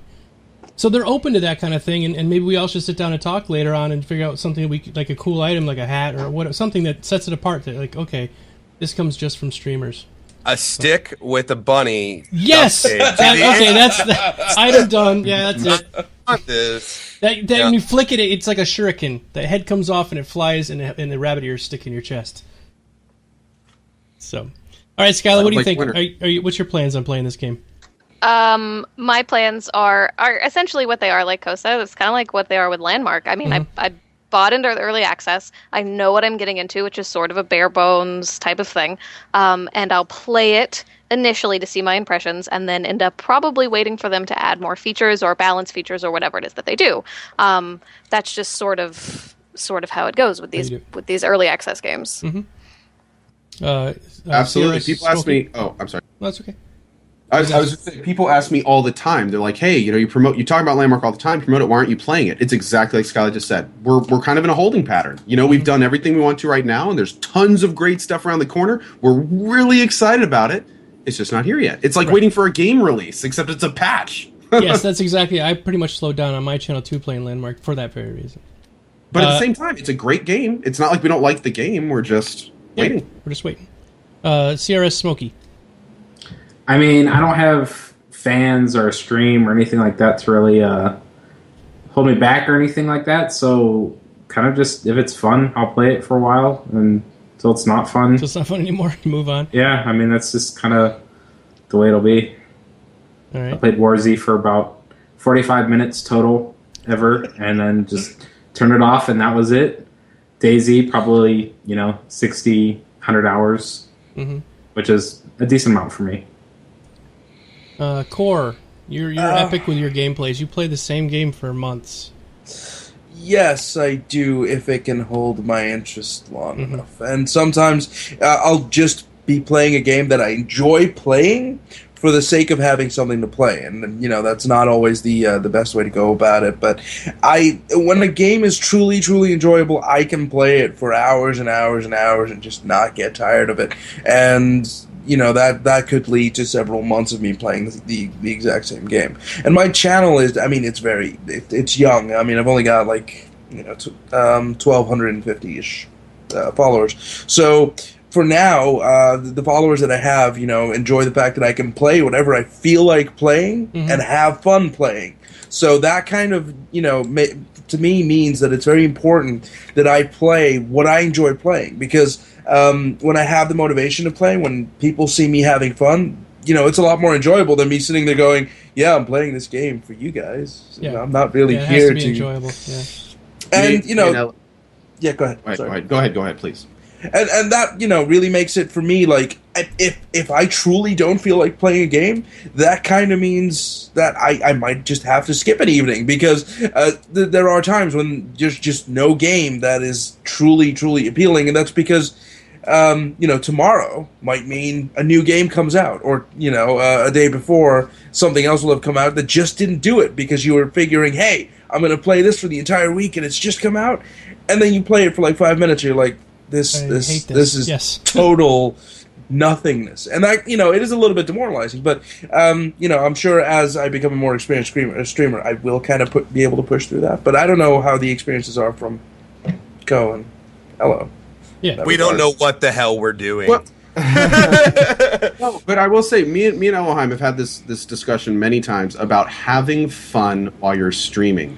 And how, especially the regular people to your stream, know if you're having fun or if you're playing a game because you think you have to play it. Right. I mean, there were times at the end of ESO when I was doing PvP, no one was listening to me. I was trying to lead Zergs, I was herding cats, and people were in the channel going, dude, Co, what's up? And I remember specifically seeing someone say, "Hey, Co, I'll come back when you're in a better mood." Yeah. And it was seriously eye-opening to me. I was like, well, damn. Okay. So I didn't even realize at that point that I was kind of almost forcing myself to play this. Yes. And I had to have a viewer actually see it. And it's sometimes they can tell before you do if you're even having a good time or not. Yeah. And it's kind of like you need to be cognizant of this kind of stuff, because it's very important. As a streamer, people don't come to us to watch us have a bad time, unless it's something like Dark Souls, which again is its own category, and that's expected. But in a normal situation, when you're supposed to be having fun, if you're not doing it, it's kind of like something's wrong. And it's kind of like you're kind of looking at it like, I've seen it in a few other streams ever since I kind of noticed that sometimes I do it, and it really is different. It kind of is it's a completely different experience. Yep. Yeah, there's been complete streams that I've just dropped right off the bat and said, "Guys, I'm not having fun. I'm turning off the stream." It was it was a real good time, and I'll be back tomorrow. Once, what was it? It was a game that had just came out. Thief. That was it. Yeah. You were playing Thief. You died on a mission, and you just went, you know what? I'm not having fun anymore. File, quit. I'm going to play something else. And I remember sitting there being like, this is crazy. Like, what is he? Wait a second. Like, wait, this makes a lot of sense. And everyone in the chat was like, go for it. Yeah, like nobody was like, to do. Yeah, because it's funny that he says that because you don't realize it. Sometimes you don't realize you're sitting there playing something. You're just like, oh my god, I'm not having fun. Whenever that realization comes to me, I go, all right, guys, I'll see you tomorrow. Like I'm done with this game. See ya. Like it can be just like that. So it's kind of crazy, but that's a whole nother. All right, well, let me I'll finish up the rest of this question, and then I think we'll wrap it up because we're at our 2-hour mark here. But the way I do it is I did this with DayZ is I will play a game for 30 days. I'll give a game a 30-day try. If I'll play it for a couple of days at first just to see if it's one of those ones I'm like, screw that. But if it is something I really enjoy, like I did it for DayZ, I did it for Landmark, 30 days of a particular game, and then I will, like you were saying, Ko, I will turn it off, and then I'll leave it alone for 6 months, and then I'll come back. So then I'll give it a chance. And I'm supposed to be hitting DayZ back in August, so we'll see if in August that it kind of came to fruition, if it ever fixed its problems. And if it didn't, then we'll just play a couple of episodes, and that'll be it. But yeah, that's kind of how I do mine. All right, so we did have a crap load of questions tonight, everybody, and of course we didn't get to them all. I apologize, but there was a ton, so we got to a few of them, and hopefully... Can I interrupt you for a second? By all means, yeah. Can we just do something right now? Okay. I want everybody to hold hands. I want everybody to hold... Wait, is that the right way? Okay, I think this is really weird. Okay, so if I go here... And then if I go down... Okay, how am I going to hold Skylar's hand? Okay. This is weird. Yeah. There we go. Yeah. That's exactly... I want to get everybody's hands together. That's what I want right now. And we're going to sing Kumbaya? What is this? No, I just want to do it. I just want to see us do it. I've been sitting here for like... I've been sitting here for like forever and just freaking out because I can't seem to get it all together, and I don't know. I just really want to see it. Are we doing it now? We did it. I just dropped it. And if you look on Skype, we're off topic. Everything is reversed. yeah, everything's reversed. On Skype, it was looking really weird. I'm sorry. I've been sitting here looking at this, and I've just been like, all I want to do is just have everyone hold everybody's hand. That's all I want. I'm sorry. I'm done. That's perfect. Okay, no, fair enough. All right, so let's go around the room, everybody, and tell everybody where they can find your stuff, your YouTube channels, your Twitter, your Twitch, your streams, all that stuff. So go ahead, Mr. Ko. Obviously, people can find you here because it's your channel tonight. Yes, I was going to say, if you're watching this, you know where to find me. Hopefully you're a follower. If you're not, cool. This is where I usually do this thing every morning at 9 a.m. EST. I'm kind of absolutely stuck in ArcAge right now. I can't get out of it. Every time I try to click on other games in the morning, ArcAge keeps opening. I keep playing it. But that's what I'm doing right now. I'm very much looking forward to the H1Z1 in 3 weeks. And we definitely will be playing that. I'm playing Daylight tomorrow night. That'll be interesting. Oh, we have a friend, Bod, who's in chat right now. Darren, he played that today, and it has some kind of interface with Twitch, so the Twitch stream can tell the game to do things to you, like send out a ghost or something. So yeah, and we do a thing on this channel where we change the donation sounds to obnoxiously loud screaming. Yep. And that tends to sometimes change the experience a bit. Yeah, that's exactly what I streamed last night. So it's good, huh? Oh yeah, it's really short. But it's good. It's a I good heard it was ride. in like 2 hours. I heard you could beat it in like an hour 55. I'm kind of bummed. But I heard it's procedurally generated, so you can actually like do it again and again and again, which is kind of interesting. All right, Elohim. I wouldn't want to. Tell us about yourself, Elohim. Good to know. I'm a streamer. A lot of you guys here probably know me. I stream at www.twitch.tv/Elohim. It just got posted in the chat, which is cool.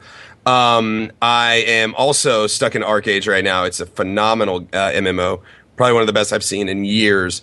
And we've been having a lot of fun with that. I streamed Daylight last night. It was the first thing I streamed.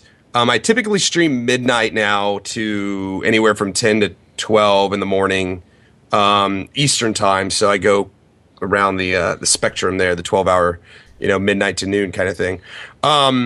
Yeah, I streamed Daylight last night and also put the donation sounds for screaming. It was absolutely terrifying. It's way worse than Outlast. It was worse than Outlast. Yeah, it was pretty bad, but very, very, very short. But anyways, you can catch me there on my stream during those times. We have a lot of fun on my channel. We go anywhere from gameplay to silliness, comedy, whatever. So if you want to come by and check it out, you're more than welcome. Also have a Twitter and YouTube, but you can find all that stuff on the on my personal stream site. So yeah. Okay. And I would do a very big suggestion. If any of these guys are streamers, please go to their channels and check them out. They are phenomenal individuals. I know that Core streams, Skyler streams, and Co streams, and you stream too, Geek. So toss these guys a follow. If anybody from my community is here, they definitely are good people, fun to watch. I've watched all of them. I think the only person I haven't watched is Core, probably. Yep. And I think this is the only person that I haven't watched. So, but yeah, just talking to him today, he seems like a really cool guy. So just throwing that out there. Give a little head nod to my other streamers out there. Thank you, Ella. Thanks, Yeah, no problem. Miss Skylatron. I am Skylatron. I also stream, and I do work for 10 Ton Hammer, so I stream for them as well. You can find me everywhere as Skylatron, Twitch, Twitter, all the things, or 10 Ton Hammer Network as well. And I mostly stream MMOs, but it just sort of depends on what my fancy is. What are you streaming right now? I just got into Arcade Yeah, that's right. Alpha, so I'll be streaming that tomorrow. Everybody's playing Arcade. I think we're all playing Arcade. Yes. Yeah. Roll East Side Skylar. East side. Which I can't even tell Okay. the difference. Is that the kitty cat Asians or Yeah, I is that think Two right. It's the Yes. cat race or the one to the right of the cat race. The two left are west. The two right I are used I to guess I say- got to re-roll Pass- now. help I us used out. to say that the Asians are on this side and then the humans are on this side, but then people said, because that's what it is. It's like the Asian race and then the human race. And I was like, they're like, so Asians aren't human. I'm like, Yeah. Face palm. Yeah. Yeah. So I guess I'll be playing an Asian and not a cat person on Arcade. Yes, I'm not a big furry. CRS Smokey, where can they find you? What do you do? You can find me at Twitter/CRSSmokey. That's about it. I'm not as important as the rest of these guys. I do run GamePedia.com though for Curse.com, and you can find our H1Z1 wiki at h1z1.gamepedia.com. Yeah, that's about it. That's awesome. And finally, I guess I'll go last. Core, tell us where people can find you. I am Core of Existence. You can find me at twitch.tv/Core of Existence. I stream daily when I have a game to stream. Unfortunately, I was unable to stream the last 2 nights, but I will be streaming again starting tomorrow. And of course, currently I am playing Arcade. Aren't we all? Arcade. So yes, that will continue. That trend will continue till Arcade becomes boring. But I have this sneaking suspicion that I won't get too bored with it too I don't think I'm quickly. going to get too bored until H1Z1 comes out. So yeah, we'll probably be playing Arcade for the coming weeks, and yeah, Until dogfighting module or whatever comes out. till dogfighting module, till H1Z1, or a little bit of Watch Dogs maybe. But we'll see. oh yes, Yes, That a doesn't go. little bit of Watch Dogs. Fuck. yeah, yeah. Oh yes. I had to order the Vigilante edition and the Collector's edition because the Collector's edition didn't come with the scarf thing, face You had mask. to get the scarf. Impressive. You I can had- get it I for had $35 right now. By the way, if you like Watch Dogs, get it. It's gonna be good. It'll be big. It's going to be amazing. Yes. So yeah, those are the games to look forward to, and I will be streaming them. So please come check out my channel at twitch.tv/Core. Okay. And I am Geekdomo, and usually you can find me on my channel, twitch.tv/Geekdomo, just the way it's written here. Right now, Arcade. I do switch it up sometimes. Today was the zombie day because we're doing the cast tonight, so I did play State of Decay today. And then probably going to try to throw a landmark here and there during the week if I can. I don't want to give up on my landmark peeps. But definitely loving Arcade. It's so in-depth, and I'm just kind of blown away that this game kind of slipped under the radar for me for so long.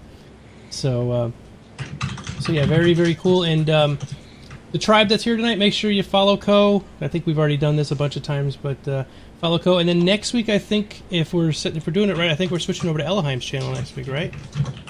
I think so. We're going to run this on Ellaheim's channel next week, so we're just going to rotate around. We'll go to all these different people's channels. It'll be fun. We're sharing the love. We're holding hands, being all kumbaya. All right? Even though I think a good portion of us got like a decent amount of follows from this, streaming or not. Like so yeah, we can do whatever we want. I'm totally happy. So yeah, no, we can have it exactly. definitely on the channel. Yeah, well, everyone follow everybody, man. Just like a big community. It's great. Yeah, definitely. Community I know- of stalkers. 1,300 people tonight, man. What's that? Pretty fun. 1,300 people Yeah, tonight. it's good. Not bad at all. So thanks everybody for coming, and of course thanks to the guests and the hosts tonight. Really great to have you here, and we will see you all next week. More information comes out. I'm sure that we'll, and we might even have another dev back this week. Oh, I didn't mention that. I just real quick before. Thanks to the devs. I appreciate you guys getting in touch with me, but I think it was after your 12-hour impromptu stream that something fell through, so that's why we didn't have a dev tonight. But next week we should have one. We'll see who it's going to be. I'm working on trying to get the guy, Mr. Broom, the art guy who did Bob and Fred.